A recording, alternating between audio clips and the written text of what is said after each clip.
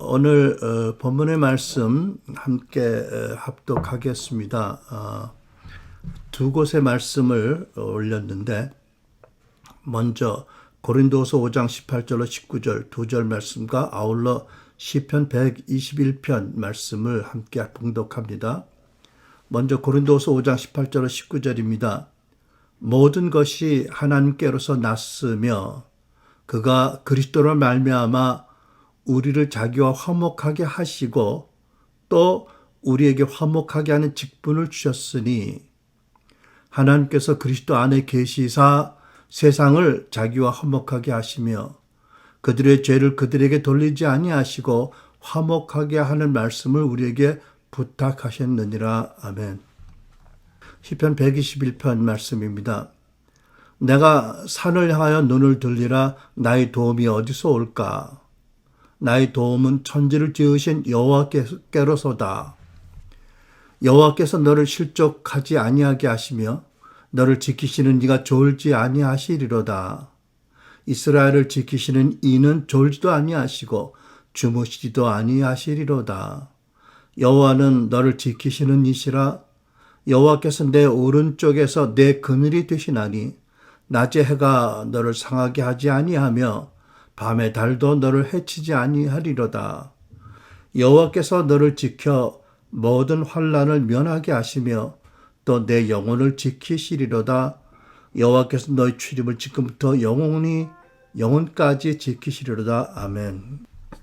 할렐루야. 해피 이스터입니다. 여러분, 미국 교회에서는 부활절날 해피 이스터라고 서로 반갑게 인사하고 또 포옹도 하고 이렇게 하는데 금년은 그렇게 하지 못하네요.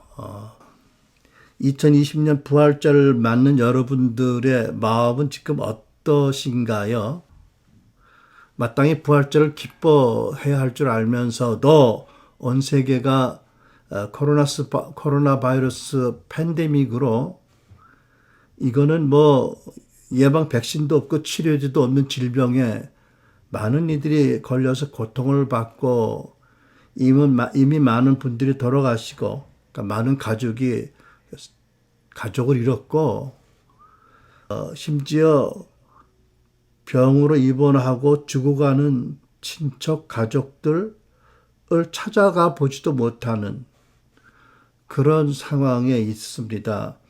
뿐만 아니라 이 코로나 바이러스 팬데믹으로 말미암아 세계 대공황이 경제 공황이 올 거라는 엄청난 경고음 사이렌 소리를 들으면서 많은 사람들이 두려움과 염려에 눌려 있는 줄 압니다. 이런 상황에서 금년도 부활절을 맞는 우리는 지금 우리 시선을 우리가 조금 아까 시선이라는 경배를 했지만 우리는 우리 시선을 어디다 두고 있어야 되겠습니까? 물론 우리는 언제든지 하나님이 주신 현실, 우리가 전 현실을 외면하거나 부인하지는 말아야 할 것입니다. 그렇지만 우리가 어떤 상황이 있더라도 무엇보다 우리 하나님이 함께 계심으로 인해서 그런 말미암아 놀라거나 두려워해서는 안 될 줄 압니다. 하나님께서 우리에게 두려워하지 말라, 놀라지 말라, 내가 너와 함께 하신다고 약속하기 때문이고 또 만약 우리가 두려워하고 놀라워한다면 원수 마귀가 더 기세등등해서 기승을 부리고 삼킬 차를 찾아 공격하는 일들이 거칠게 되기 때문이지요. 그러니까 우리는 이럴 때일수록 현실을 외면하지 않지만 동시에 우리 주님을 바라보고 우리 하나님 아버지를 바라보아야 할 줄 압니다. 그래서 우리가 시편 122편 말씀을 우리가 보았습니다만은 오늘은 이 시편 122편 말씀의 언약을 붙잡음과 동시에 부활절을 맞아서 다른 본문 고린도후서 5장 18절로 19절 말씀을 함께 상고해 보기 원합니다. 우리는 매년 부활절을 맞아서 주 예수 그리스도의 십자가 죽으심과 부활의 그 사건을 주로 성도 개인의 구원에 초점을 맞춰서 생각해 보았고, 또 그것은 가장 기초적인 것이고 또 매우 중요한 그런 그 가르침이고 또 말씀이라고 믿습니다. 그러나 오늘은 온 세상이 고난에 처해 있는 가운데 오늘 이 부활절에는 그리스도의 십자가의 죽으심과 부활의 이 사건을 개인의 구원보다 더 큰 하나님이 가지신 어떤 그런 꿈, 하나님의 그림, 의도가 무엇인지를 본문과 여러 성경을 통해서 살펴보기를 원합니다. 먼저 우리가 본문에 고린도서 5장 18절 19절 말씀을 보면 십자가와 부활에 관해서 하나님이 가지고 계신 세 가지 중요한 그 진리가 무엇인지 알게 합니다. 첫째로는 18절 하반절에 보면 이렇게 말씀이 기록되어 있지요. 그가 하나님께서 그리스도로 말미암아 우리를 자기와 하나님과 화목하게 하신다. 이런 말씀입니다. 그러니까 첫째로 하나님께서 십자가와 부활 사건을 통해서 당신을 거역한 죄인들과 당신이 화목하게 하신다라는 말씀을 기록하고 있지요. 주로 우리가 개인의 구원에 초점 맞춰서 십자가와 부활을 생각했듯이 그것이 기초적이고 근본적인 그 하나의 진리입니다. 근데 두 번째는요, 18절 상반절과 20절을 보면 모든 것이 하나님께서 났으며, 이 말씀은 하나님이 온 우주와 이 지구의 모든 것을 다 창조하신 분이다, 이런 뜻이지요. 났으며 20절 하나님께서 그리스도 안에 계시사 세상은 코스모스라고 하는데 질서 있는 지구, 뭐 이런 우주, 모든 것을 가리키죠. 하나님께서 그리스도 안에 계시사 세상을 자기와 화목하게 하시고 이렇게 말씀하세요. 그러니까 하나님께서는 비단 사람들은 물론이지만 사람들만이 아니라 세상의 모든 당신이 지으신 피조물들을 이 십자가 부활을 통해서 당신과 화목되기를 원하신다. 이런 것을 말씀하고 있죠. 세 번째, 참 놀라운 말씀입니다. 19절 하나님께서 그리스도 안에 계시사라고 말씀하세요. 하나님께서 십자가에 달리신 그리스도 안에 계셨다. 그래서 그 아들이 겪은 모든 순환과 고통을 다 함께 받으셨다. 그러시고 사람들의 죄를 사람들에게 돌리지 아니하시고 화목하게 하시고 우리 교회에게는 화목하게 하는 말씀을 부탁하셨다. 이렇게 말씀하고 있습니다. 다시 설명하면 잘 아는 내용이지만 하나님께서는 아담과 하와의 그 일의 모든 세상 사람들이 당신을 거역했고 원죄를 짓고 죄로 말미암아 타락했기 때문에 그들이 당신과 화목할 수 있게 하시려고 독생자를 십자가에 달리셔서 극심한 고통을 받고 죽게 하시고 부활하게 하셨다. 이런 말씀이 있죠. 또 두 번째는 하나님께서는 인류들만 아니라 당신이 지으신 세상의 모든 생물들, 모든 생명 있는 것들, 모든 피조물들이 당신과 화목하게 하시려고 동일하게 예수님이 십자가에 달리셔서 극심한 고통을 당하게 하시고 죽으시고 부활하게 하셨다는 말씀이고요.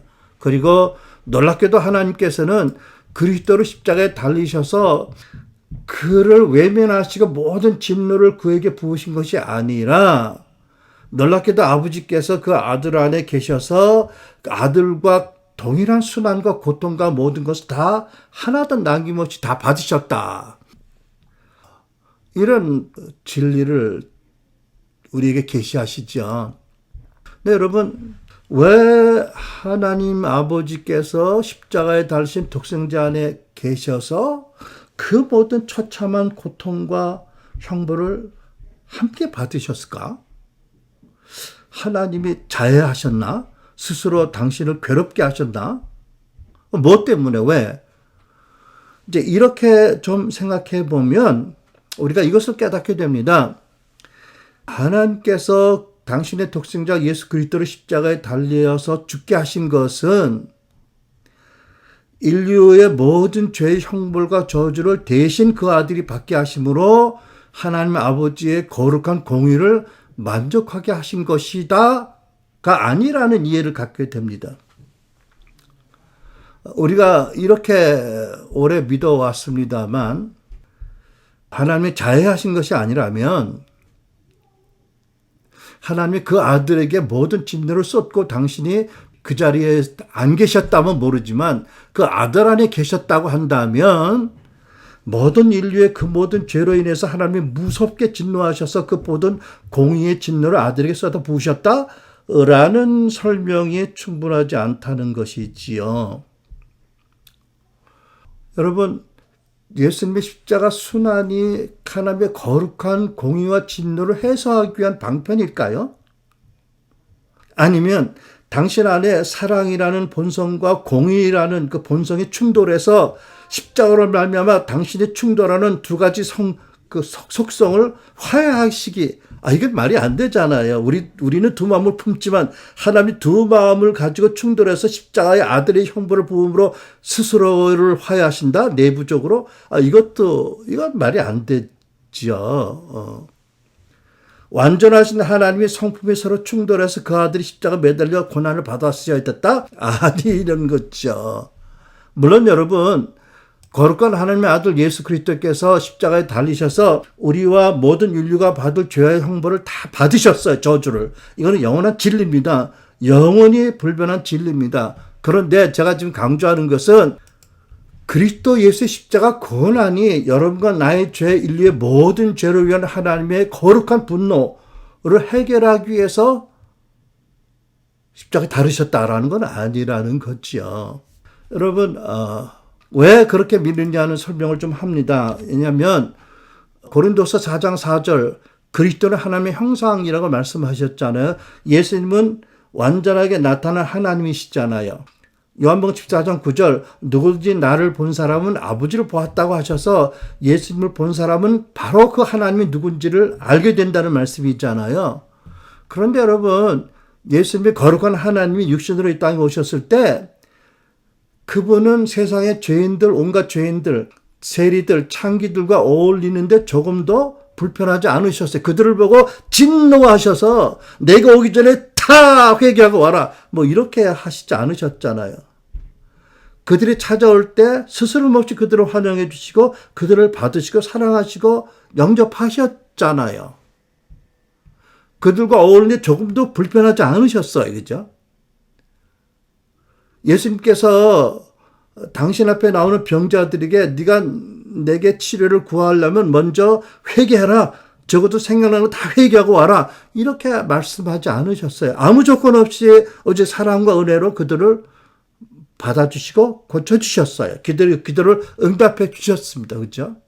여러분, 요한복음 3장 16절 17절 하나님이 세상을 이처럼 사랑하사, 그 세상이 어떤 세상입니까? 하나님은 여전히 신성모독하고 거역하는 세상이잖아요. 그 세상을 이처럼 사랑하사 독생자를 주셨으니 누구든지 그를 믿으면 멸망하지 않고 영생을 얻을 것이다. 하나님이 아들을 세상에 보내신 것은 세상을 심판하려는 것이 아니라 아들로 세상을 구원하려 하신다라고 말씀하잖아요. 그죠? 그래서 우리는 이런 말씀들, 또 죄인들을 대하신 예수님의 그 모습을 보고서 또 본문의 말씀을 통해서 예수님이 십자가에서 달리신 그 고난은 하나님의 거룩한 공의와 거룩한 분노를 해소하기 위한 방법이 아니다 라고 믿어지게 된다는 거지요. 그러면 예수 그리스도의 십자가가 무엇을 위한 것입니까? 물론 우리 죄인들의 구원을 위한 것이고 구원받은 자들이 하나님과 화목하게 하신 것이고 더 나아가서 모든 피조물과 하나님이 화목하게 하신 것이었다. 이런 것들을 이제 본문에서 알게 하는 거지요. 그래서 우리는 이렇게 저는 결론을 갖기를 원합니다.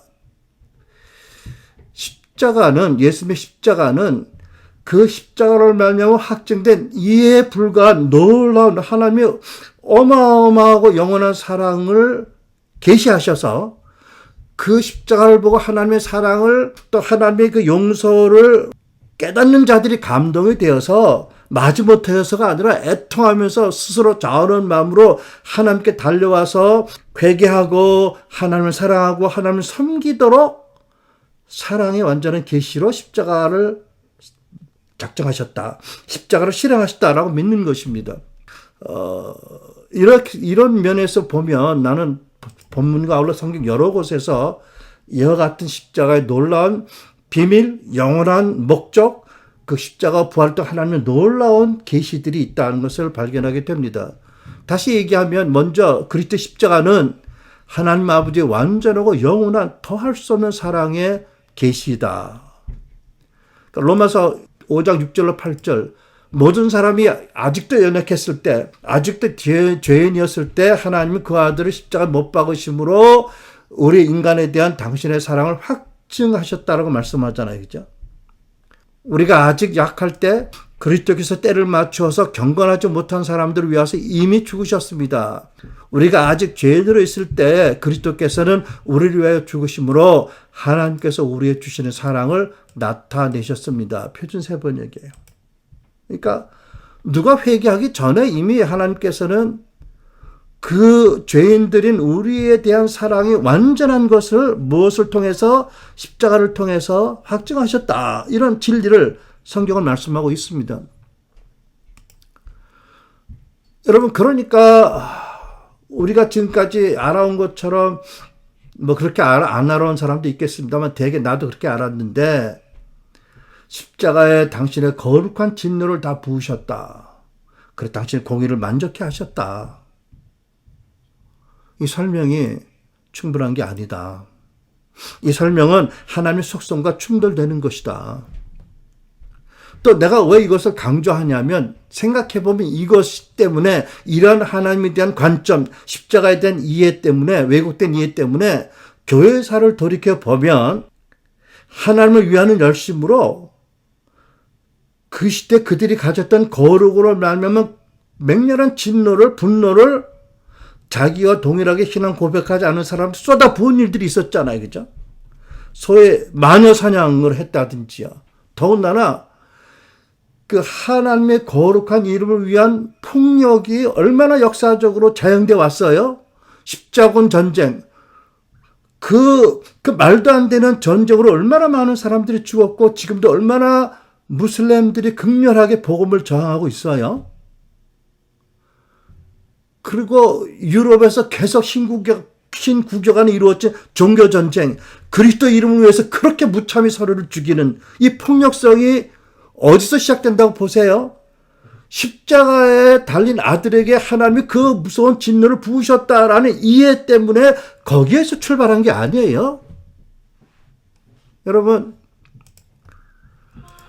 어제 어떤 분의 간증을 들었어요. 목사님 아들인데 그 아버지가 굉장히 신실하시고 굉장히 보수적인 신앙을 가진 목사님이세요. 정말 교회를 위해서 하나님께서 많은 고생을 하신 분인데 그 아들이 그렇게 음악을 사모해서 그렇게 미국에서 애써서 아르바이트해서 뭐 기타를 사고 드럼을 사오면 그 다음 날이면 학교 갔다 오면 산산조각이 나 있다는 거죠. 왜요? 거룩한 그분이 용납하지 못할 마귀의 것을 집에다 둘 수 없는 거예요. 그러니까 때려 부신 거지요. 근데 그게 예수님의 성품이냐고요.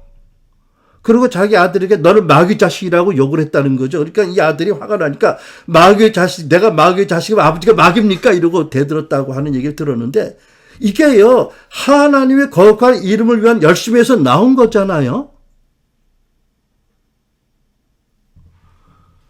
여러분, 나는 하나님 십자가를 왜곡하게 만든 교리의 뒤에는 아담과 하와에게 하나님에 대한 왜곡된 이미지를 갖게 해서 타락하게 한 사단의 역사가 있다고 믿어요.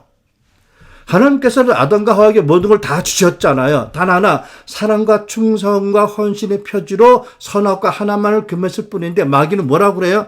하나님이 참으로 동산 모든 나무 열매를 먹지 말라고 하시더냐?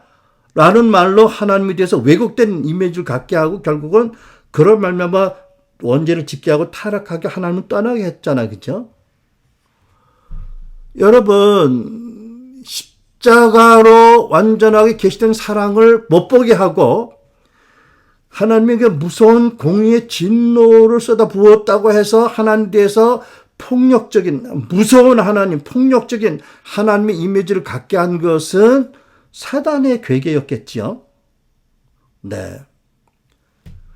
오늘날도 교회 안에서 그런 하나님을 바라보고 예배하기 때문에 하나님의 거룩을 위한다는 명분으로 폭력성이 최소한도 계속 이어져 내려오는 거 아닌가요? 예수님은 하나님을 사랑하고 성전을 사모하는 열심히 그 누구와 비교할 수 없었지요. 뛰어나셨지만 그럼에도 불구하고 성전을 강도의 구렬로 만든 자들에게 분노하셨지만 노끈을 채찍 삼아서 그들을 몰아내신 것으로 끝나셨어요. 그들을 붙잡아다 십자가에 처형하지 않으셨잖아요. 그죠? 여러분, 당신을 의도적으로 죽이려고 했던 그 바리새인과 대제사장들 같은 종교인들, 로마의 그 강도 같은 병정들을 향해서 진노의 폭력을 행사하셨나요? 아니요. 말씀으로도 한마디도 위협하지 않고 놀랍게 그들을 다 용서하시고, 그리고 그들을 포함한 모든 인류의 죄의 형벌을 당신이 다 받으시고, 아버지는 그 아들을 외면한 게 아니고 그 아들의 안에 오셔서 죄인들이 받을 형벌을 대신 받으시고 죄인들을 용서하기로 결정하셨다. 그리고 얼마나 내가 죄인들을 사랑하는지를 계시하셨다는 거지요. 두 번째로, 본문 성경과 성경 여러 곳을 보면 예수 그리스도 십자가 부활이 오직 사람과 성도 개인 구원만을 위한 것이 아니고 하나님이 지으신 모든 피조 세계와 모든 피조물을 위한 것이라는 것을 알게 합니다.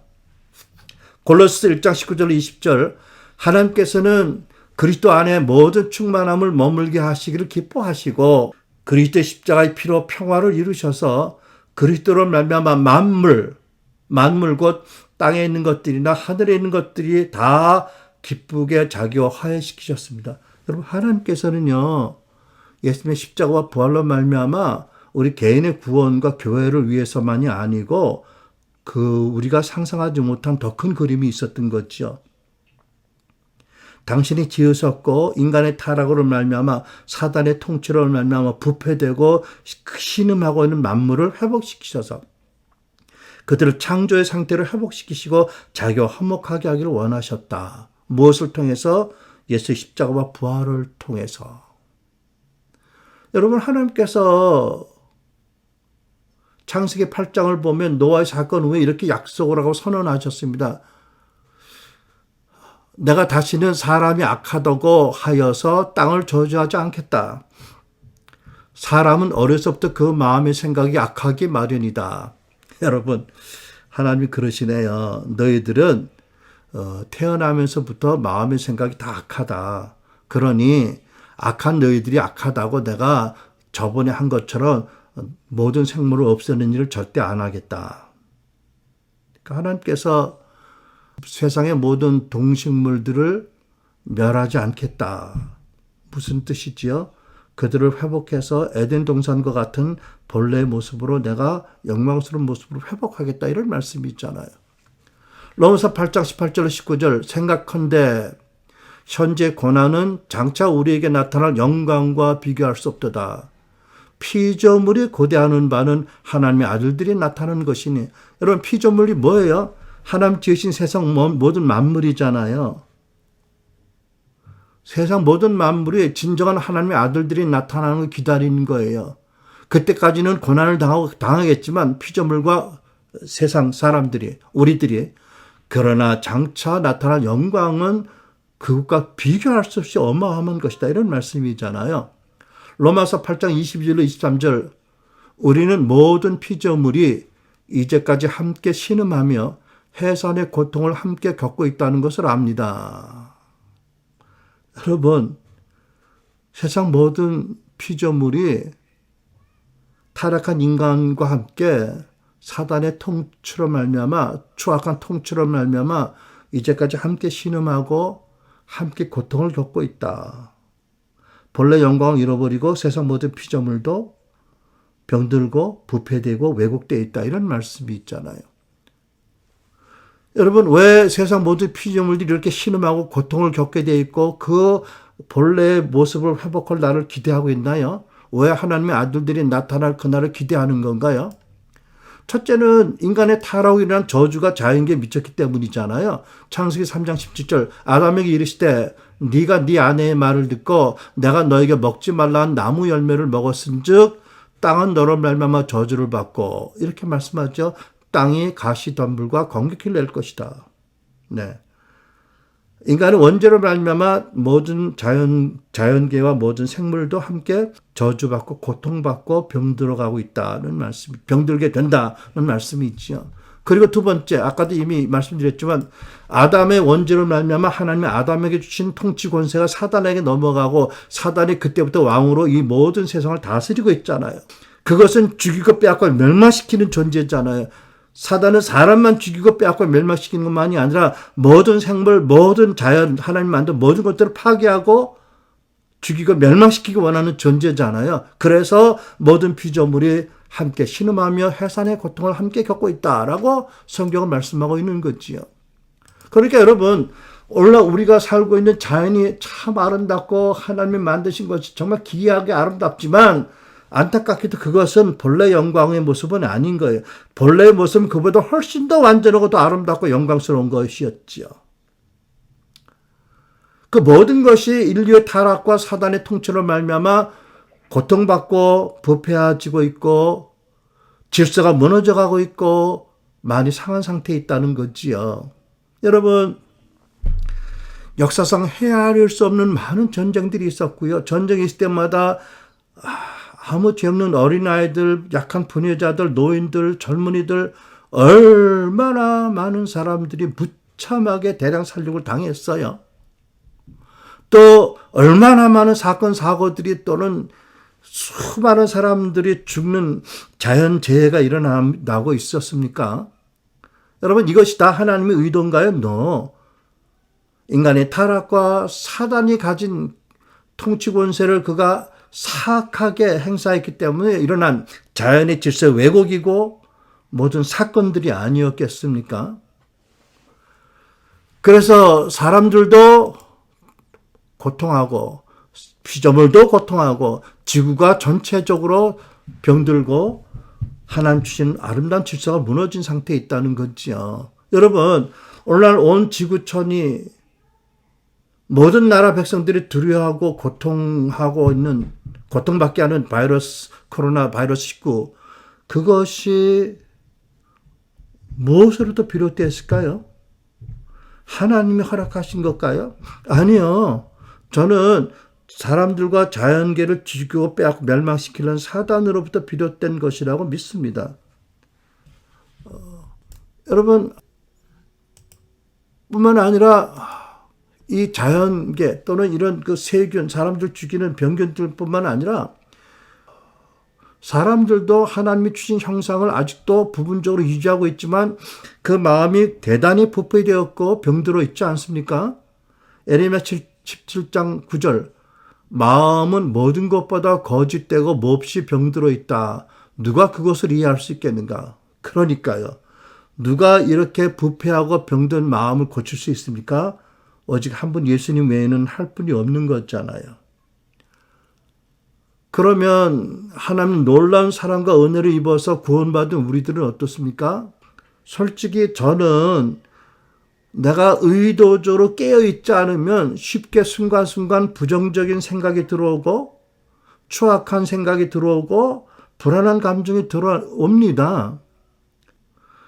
그러니까 구원받은 우리도 나만 그런가 모르겠는데 내 경험으로 말하면 우리의 마음을 지키는 이 일도 우리가 정말 깨어서 기도하고 정말 하나님을 전적으로 의지하지 않으면 쉽게 구멍 뚫리고 쉽게 무너지는 거죠. 왜요? 사람들의 마음이 죄악으로 부패되고 병들어 있기 때문에 많이 회복되었는데도 아직도 그렇게 무너진 부분들이 때때로 드러나니까요. 자, 그러면 이렇게 만물이 부패하고 사람들의 마음이 부패하고 왜곡되었고 자연 질서가 무너지고 왜곡되었는데 전능하신 하나님, 사랑이신 하나님이 지금 어떤 마음과 어떤 생각을 갖고 계실까요? 우리는 하나님이 어떤 분인지 언제나 예수님을 바라봄으로 압니다. 그렇죠? 하나님의 형상이신 완전한 계시자인 예수 그리스도는 육신을 입고 이 세상에 계시는 동안에 모든 죄인들을 영접해 주셨고 모든 만난 병자들의 병을 다 고쳐주셨고 모든 귀신을 다 쫓아주셨어요. 그러니까 나는 치유하는 여호와라고 말씀하신 그분이 예수님이 그렇게 사람들이 대량으로 죽어나가게 만든 바이러스를 만드신 분이었겠습니까? 아니면 그런 사태를 일어나게 하신 분이었겠습니까? 아니요. 하나님은 위중한 사태를 맞아서 병들고 두려워하고 죽어가는 사람들을 돕고 계신다고 믿습니다. 또 그렇게 하기 위해서 의료진이나 과학자들의 연구를 도우시고 좋은 해결책과 백신과 치료제를 찾아내게 하실 것을 믿습니다. 뿐만 아니라 하나님께서는 코로나 바이러스에 감염된 당신의 자녀들이 어떤 사람들은 그들의 자가 면역을 증강시키셔서 또는 여러 가지 당신의 방법으로 병이 낫게 하시고 치료하고 계신다고 믿습니다.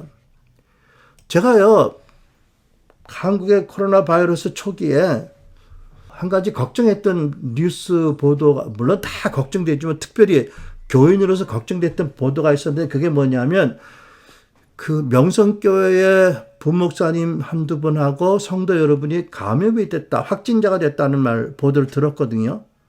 그 사실은 말을 안 해도 걱정이 되어서 기도도 했지만 계속 후속 뉴스를 찾아보는데 뉴스가 안 나오더라고요.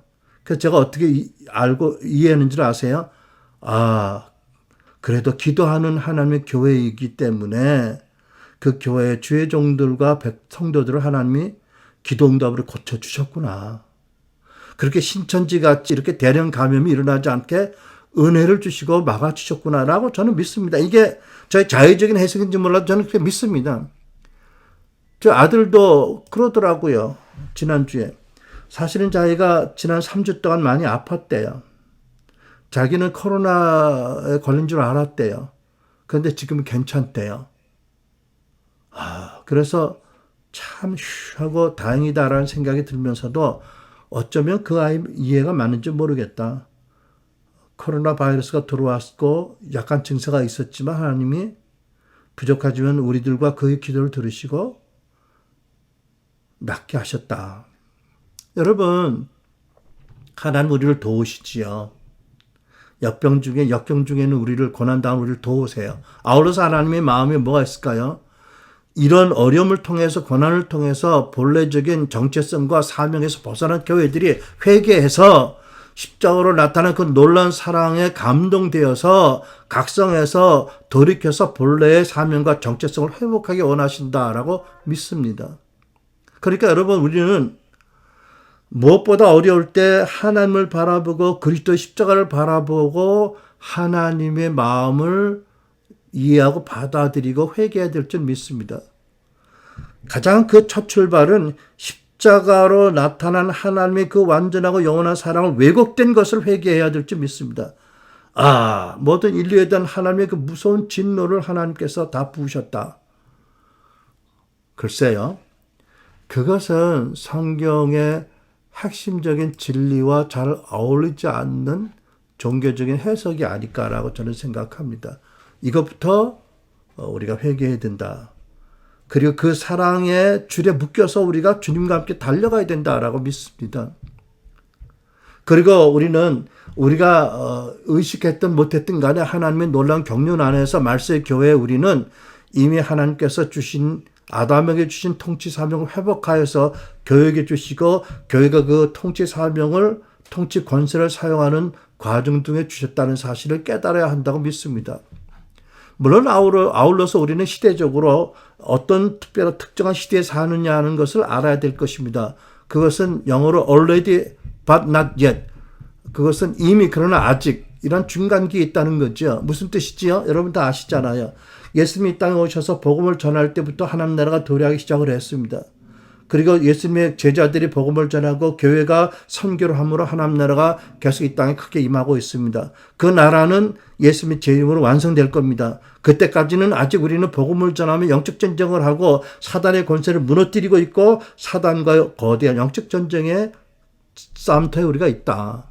이미 예수님의 십자가와 부활로 승리를 하셨지만 최종적인 승리는 아직 예수님 재림과 함께 거둘 것이다. 우리는 그때까지 때로는 어떤 전투에 질 수도 있겠지만 그러나 결코 우리는 질 수 없는 승리자로 부름받았다. 예수님의 제자로. 이런 거를 믿음을 명철을 확실히 가져야 되지 않겠습니까? 그렇죠? 그러니까 여러분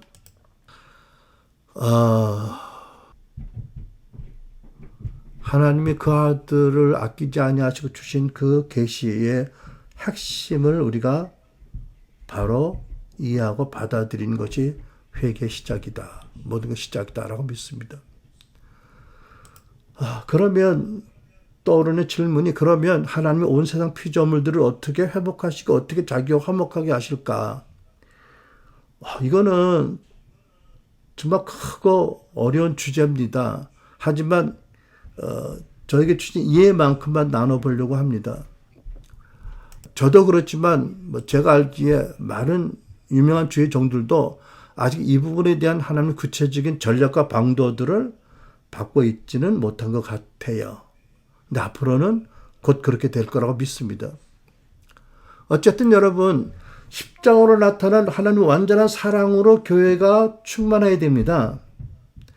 그 사랑과 복음과 성령으로 말미암아 구비된 교회가 하나님이 시대적으로 주시는 어떤 전력과 방도를 따라서 섬기다 보면 하나님의 그 큰 구름과 그 큰 꿈과 그림을 조금씩 퍼즐 맞추듯이 맞춰 나갈 거라는 것은 제가 확실히 압니다. 그래서 여러분, 그 사도 베드로를 통해서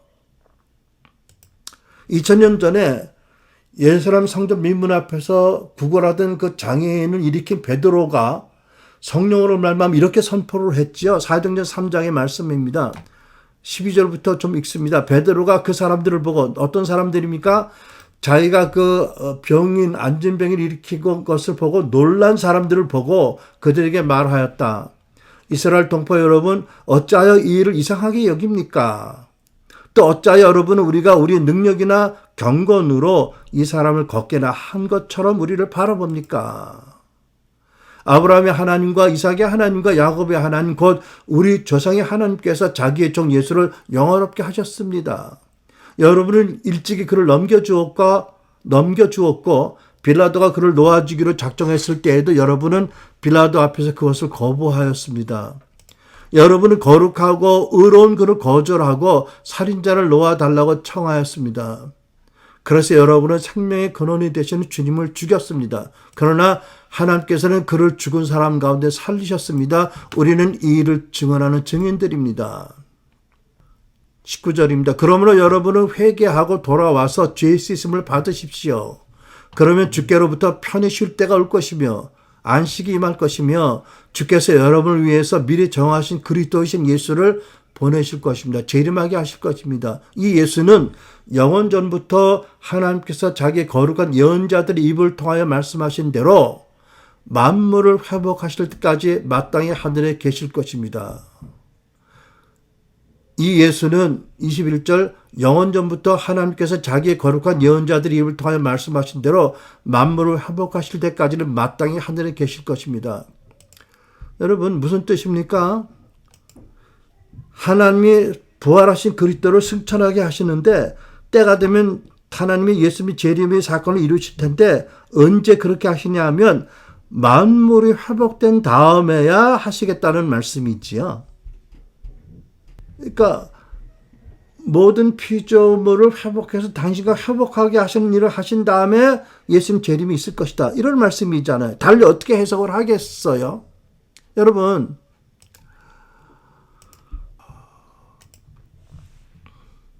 그러니까 코로나 팬데믹 같은 사건이 말세의 세계 종말의 사인이라는 그런 말을 귀에 담아두고 마음에 담아두지 않길 바랍니다. 그런 성급한 종말론, 이건 마음에 담아두면 좋은 것이 하나도 생기지 않습니다. 하나님의 진리와 하나님의 진리의 큰 그림을 못 보게 되잖아요. 두려움과 불신앙에 자라게 되잖아요. 자기 이기주의가 발동하게 되지 않겠어요? 그죠? 그게 무슨 유익이 있어요? 하나님께서는요, 마치 집을 나간 탕자가 집에 돌아오기 전에 그 아버지가 이미 용서하고 눈이 빠지게 아들을 기다리고 아들이 거지 형색으로 돌아와서 잘못했다고 말하기 전에 입을 막고 키스했던 그 아버지 있잖아요. 그죠? 그 아버지가 죄인들을 향한 진노를 그 아들에게 십자가에 부으셨다고요? 아니요. 그 인간의 이성으로 상상하지 못하고 받아들이지 못한 엄청난 사랑을, 은혜를 계시하셔서 그로 말미암아 사람들이 자기 죄를 사랑 가운데 깨닫고 돌이켜서 사랑으로 하나님을 섬기고 더 나아가서 하나님이 가지고 계신 꿈을 이루는데 교회가 동참하도록 사랑으로 함께 손을 잡고 나아가자라고 초청하고 계시는 줄 믿습니다. 여러분요, 우리 주 예수님이 우리에게 지상된 명을 주셨습니다. 이 마태복음 28장 마지막 절의 말씀들이 진정 이 땅에 오신 하나님의 아들이 주신 거룩한 말씀이라면, 여러분 모든 민족을 제자 삼기 이전에 예수님의 재림이 있어서 그분께 영광이 되겠나요? 모르겠네요. 나는 그런 주장을 받아들이기가 많이 어렵습니다. 왜? 지상대명령이 예수님 말씀이라고 믿으니까. 그 말씀을 명하신 분이 그 말씀이 이루어지기도 전에 성급하게 재림하신다? 팬데믹 때문에? 이 세상에서 불쌍하고 우왕좌왕하는 당신의 어린 양들을 위해서? 아니요. 그들이 일어나서 하나님 신부, 그리스도 신부가 되고 용맹한 용사가 되어서 성령과 함께 손을 잡고 마귀의 권세를 무너뜨리고 지상대명령을 이루어가면서, 그리고 하나님의 온 피조물을 회복하게 하시는 그 꿈을 이루는데 헌신하고 열매가 있어야 그 다음에 재림의 영광 되지 않으실까요? 여러분 보세요. 로마서 8장 18절 19절 다시 인용합니다. 생각컨대 현재 고난은 장차 우리에게 나타날 영광과 비교할 수 없도다. 피조물의 고대하는 바는 하나님의 아들들이 나타나는 것이니.